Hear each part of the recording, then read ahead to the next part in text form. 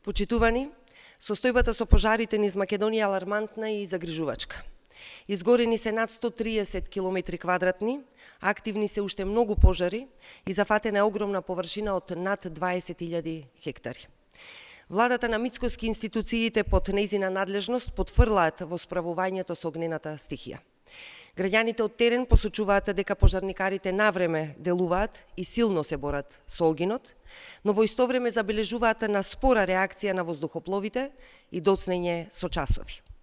Лошата координација на воздухопловите и нивното доцнење со часови се посочува како најслаба алка во делот на справувањето со пожарите во изминатите денови.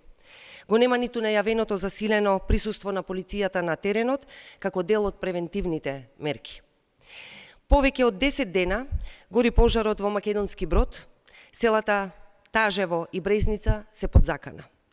Информациите од терен потврдуваат дека пожарникари има постојано, но нема соодветна воздушна поддршка.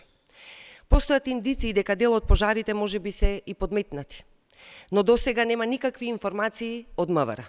Зошто никој не е приведен? Зошто ниту еден случај не е расчистен?